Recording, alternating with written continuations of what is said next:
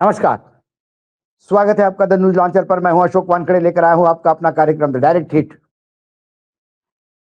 चुनाव सुधार के नाम पे एसआईआर पे भले ही 10 घंटे चर्चा की हो, बहुत गर्मा गर्मी हुई हो, आरोप प्रत्यारोप लगे हो, लेकिन एसआईआर का भूत भाजपा की पीठ छोड़ने को तैयार नहीं।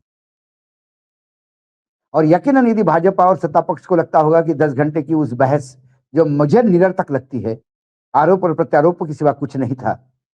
जो आरोप थे उसके जवाब नहीं था और उसके ऊपर प्रत्यारोप थे। होता तो यह है कि विपक्ष आरोप लगाता है और सत्ता पक्ष उसका जवाब देता है, लेकिन विपक्ष के आरोप पे सत्ता पक्ष फिर आरोप लगा रहा था। इससे हासिल कुछ नहीं हुआ। लेकिन एसआईआर की आंख ठंडी नहीं पड़ी। एक तरफ हाउस में, सदन में, जहां राहुल गांधी ने खुल के चैलेंज किया गृह मंत्री को कि आप आइए डिबेट करिए मेरे प्रेस कॉन्फ्रेंस पे, मैं बात करने को तैयार हूं। तो गृह मंत्री बोले, मैंने आप नहीं तय कर सकते मैं काय पे बोलूंगा, मैं आपके हर पॉइंट का जवाब दूंगा। लेकिन जवाब कैसे दिए और किस किस पॉइंट पे दिए, ये भी न्यूज लॉन्चर पे हमने बहुत विस्तृत तरीके से किया है। लेकिन आज फिर एसआईआर को लेके हिट किया है बंगाल की शेरनी ममता बनर्जी ने। एसआईआर पर ममता बनर्जी ने कहा उन्होंने खुद अभी तक अपना गणना प्रपत्र नहीं भरा है। उन्होंने भारतीय जनता पार्टी की ओर इशारा करते हुए कहा कि क्या अब मुझे दंगाइयों की पार्टी को अपनी नागरिकता का सबूत देना पड़ेगा। पश्चिम बंगाल की मुख्यमंत्री ममता बनर्जी ने गुरुवार को चेतावनी दी, यदि मतदाता सूची के विशेष गहन पुनरीक्षण यानी एसआईआर के दौरान एक भी योग्य मतदाता का नाम सूची से हटाया गया तो वह धरना देगी। उन्होंने बताया कि उन्होंने भी एसआईआर का फॉर्म नहीं भरा और भाजपा पर निशाना साधते हुए कहा कि दंगाइयों की पार्टी को अपनी नागरिकता साबित करने की मैं जरूरत नहीं समझती। बनर्जी ने आरोप लगाया कि 2026 में विधानसभा चुनाव से पहले एसआईआर का इस्तेमाल राजनीतिक हथियार के रूप में किया जा रहा है। उन्होंने कहा कि अगर एक भी योग्य मतदाता का नाम मतदाता सूची से हटाया गया तो मैं धरना दूंगी। पश्चिम बंगाल में कोई निरुद्ध केंद्र नहीं बनेगा। वो वोटों के इतने भूखे हैं कि चुनाव से ठीक 2 महीने पहले एसआईआर करवा रहे हैं। बनर्जी ने कहा कि उन्होंने खुद भी अभी तक अपना एसआईआर का फॉर्म नहीं भरा। उन्होंने भारतीय जनता पार्टी की ओर इशारा करते हुए कहा कि क्या आप मुझे दंगाइयों की पार्टी को नागरिकता साबित करने की जरूरत है। केंद्र सरकार पर बंगालियों को निशाना बनाने का आरोप लगाते हुए दीदी ने कहा कि हमारे पास एक गृह मंत्री है जो सभी बंगालियों को बांग्लादेशी करार देकर उन्हें निरुद्ध केंद्र में भेजने के लिए कुछ भी कर सकते हैं, लेकिन हम भी किसी को भी पश्चिम बंगाल से बाहर नहीं निकलने देंगे। अगर किसी को जबरन निकाला जाता है तो उसको वापस लाने का तरीका हम बाखूबी जानते हैं। मुख्यमंत्री ने आरोप लगाया कि निर्वाचन आयोग चुनाव प्रक्रिया को प्रभावित करने के लिए भाजपा से जुड़े अधिकारियों को तैनात कर रहा है। उन्होंने दावा किया कि पश्चिम बंगाल स्थिति पर नजर रखने के लिए दिल्ली से भाजपा समर्थित कुछ लोगों को भेजा गया है। वे एसआईआर की सुनवाई के दौरान जिला मजिस्ट्रेट के काम की निगरानी कर रहे हैं। ये जो ममता दीदी ने ललकारा है, ये कोई लाइटली लेने वाली बात नहीं है।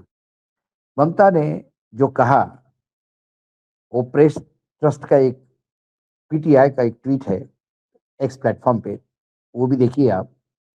ममता call Shah a dangerous one of dharna if any eligible voter is deleted from list during SIR. गृह मंत्री को डेंजरस कहा। Mamata Banerjee on Thursday called Union Home Minister Rajesh Shah a dangerous and warned that she would sit on dharna if even a single eligible voter name was struck off from the list during the ongoing special intensive revision of electoral rolls. ममता यहां तक नहीं रुकी। ममता ने आगे भी कहा कि मैंने भी फॉर्म नहीं भरा क्योंकि मैं कोई ऐसी नहीं हूं कि मुझे अपना भारतीय होने का सबूत देना पड़े। मैंने अभी तक फॉर्म फिलअप नहीं किया, क्यों करूं? मैं 3 बार की केंद्रीय मंत्री रही हूं, 7 बार की सांसद रही हूं और आपके आशीर्वाद से 3 बार मुख्यमंत्री बनी हूं। अब मुझे प्रमाणित करना होगा कि मैं नागरिक हूं या नहीं। इससे तो जमीन पर नाक रगड़ना बेहतर है। इससे पहले नदिया जिले के कृष्णानगर रैली में संबोधित करते हुए उन्होंने तीखे शब्दों का आरोप लगाया कि भाजपा और केंद्र सरकार बंगाल में बड़े पैमाने पर गड़बड़ी करने की कोशिश कर रही है। उन्होंने सीधे तौर पर शाह का नाम लेते हुए कहा कि शाह मतदाताओं की सूची में से 1.5 करोड़ नाम हटाने की कोशिश को गाइड कर रहे हैं। अगर एसआईआर प्रतिक्रिया के दौरान एक भी मतदाता बाहर किया गया तो फिर वो अनिश्चितकाल धरने पे बैठेगी। उन्होंने कहा कि जिन लोगों ने अपने दस्तावेज के हिस्से के रूप में दादा-दादी के नाम जमा किए हैं, उन्हें सुनवाई के लिए बुलाया जाएगा और उन्हें नाम रोल से हटाए जाने का खतरा होगा। उन्होंने कहा कि अब हम सुनते हैं कि जिन्होंने अपने दादा-दादी के नाम दिए हैं, उन्हें बुलाया जाएगा और योजना है कि इसी कारण से उनका नाम हटाया जाएगा। लेकिन आयोग ने भी इस बात को स्पष्ट किया है कि मुख्यमंत्री सहित संवैधानिक पदाधिकारियों को मार्ट इलेक्टोरेट श्रेणी में रखा जाता है, इसलिए उन्हें सामान्य नागरिक की तरह फॉर्म भरने की बाध्यता नहीं है। इस श्रेणी में प्रधानमंत्री, सभी मुख्यमंत्री, अन्य संवैधानिक पद धारक शामिल है और कानून के तौर पर उन्हें जनगणना फॉर्म जमा करने की आवश्यकता नहीं है। बंगाल में एसआईआर का पहला चरण गुरुवार को खत्म हो रहा है, जिसमें ड्राफ्ट रोल 16 दिसंबर को घोषित किए जाएंगे। सुनवाई और सत्यापन दिसंबर और जनवरी के मध्य जारी रहेगी। अंतिम मतदाता सूची फरवरी के मध्य तक प्रकाशित होने वाली है।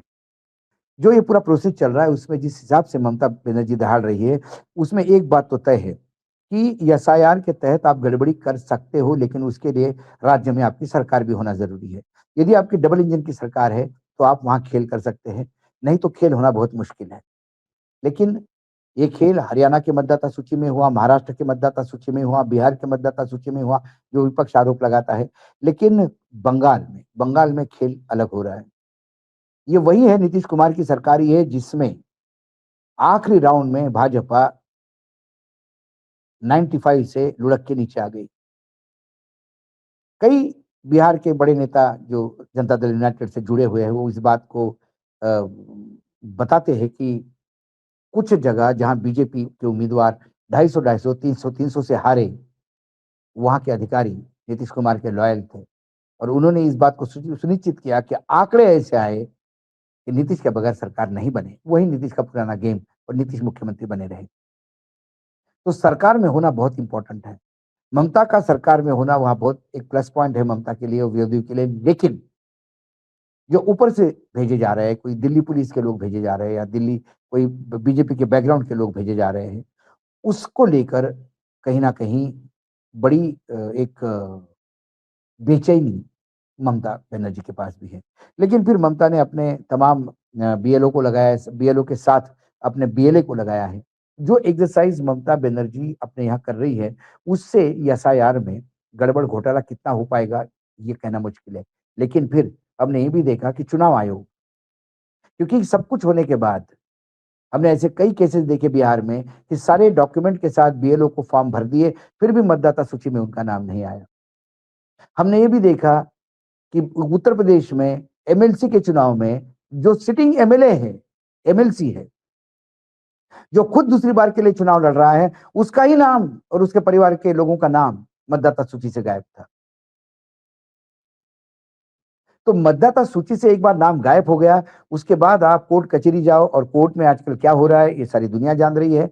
ऐसे में यदि एक फर्जी मतदाता सूची तय हो गई और वो फ्रीज हो गई, तो ममता कितनी लड़ेगी उस पर? क्या-क्या लड़ने के लिए आप धरने पे बैठ सकते हो। यहाँ पे 2 साल तक किसान धरने पे थे, 700 किसान मर गए, किसी को फर्क नहीं पड़ा। तो ममता को धरने पे बैठने से किसको फर्क पड़ेगा? न्यायपालिका क्या पुराने मतदाता सूची पे ही काम करवाएगी? न्यायपालिका कहेगी कि नहीं, मतदाता सूची फ्रीज है, उस पे काम करिए। उसके बाद आपको ऑब्जेक्शन है तो चुनाव के बाद ऑब्जेक्शन लगाइए। चुनाव के बाद आप ऑब्जेक्शन लगाते रहेंगे तो आपके ऊपर आरोप लगाएगा कि चुनाव आप हार गए, इसलिए आप ऑब्जेक्शन लगा रहे हो। एक विशेष सर्कल है और जितने ढिठाई से चुनाव आयोग में काम हो रहे हैं, उससे मुझे लगता है कि दीदी के लिए भी ये जीने मरने का सवाल है। ये एसआईआर नहीं, ये वो पासवर्ड है सत्ता में आने का बीजेपी के लिए, जो बीजेपी ने बंगाल में फेंका है। दीदी इस पासवर्ड से कैसा बंगाल को बचाएगी, कैसे अपनी सरकार को बचाएगी, ये तो समय बताएगा। लेकिन आज कम से कम दीदी ने दहाड़ के सीधा अमित शाह को चैलेंज दिया। ये 2 दिन के अंदर दूसरी बात है, राहुल गांधी ने सदन में और सदन के बाहर ममता ने सीधा हिट किया अमित शाह को। अमित शाह हिट होते कि नहीं होते, ये सोचने की बात है, मैं आप पे छोड़ता हूँ। आज डायरेक्ट हिट में इतना ही, कल फिर आता हूँ किसी विषय के साथ। तब तक के लिए नमस्कार, देखते रहिएगा द न्यूज़ लॉन्चर।